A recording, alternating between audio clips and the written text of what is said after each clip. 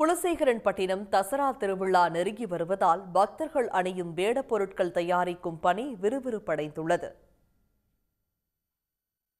குலசேகரன்பட்டினம் முத்தாரம்மன் கோயில் தசரா திருவிழா மிகவும் பிரசித்தி பெற்றது. நாளை மறுநாள் கொடியேற்றத்துடன் தொடங்கி வரும் 2ஆம் தேதி சிகர நிகழ்ச்சி சூரசம்ஹாரம் நடைபெறவுள்ளது. இதில் ஏராளமான பக்தர்கள் காளி, அம்மன், விநாயகர், கரடி, குரவன் என பல்வேறு வேடங்கள் அணிந்து நேர்த்திக்கடன் செலுத்துவர். அந்த வகையில் வேடங்களுக்கான பொருட்கள் தயார் செய்யும் பணி திருச்செந்தூர் பகுதிகளில் விறுவிறுப்பாக நடைபெற்று வருகிறது.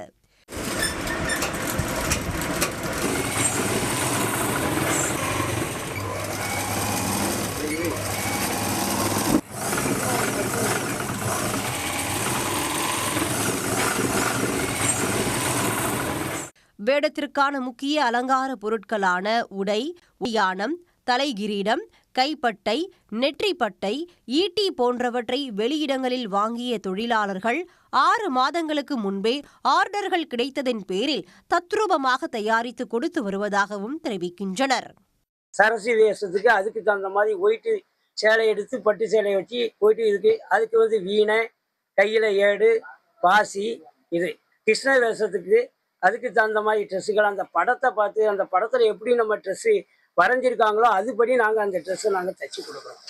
1000 முதல் 5000 ரூபாய் வரையிலான விலையில் வேடப் பொருட்கள் தயாரித்து கொடுப்பதாகவும் கூறுகின்றனர்.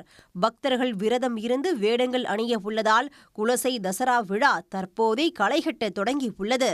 சன் நியூஸ்க்காக செய்தியாளர் செந்தில் ஆறுமுகம். உடனுக்குடன் செய்திகளை தெரிந்து கொள்ள சன் நியூஸ் பெல் ஐகானை கிளிக் பண்ணுங்க.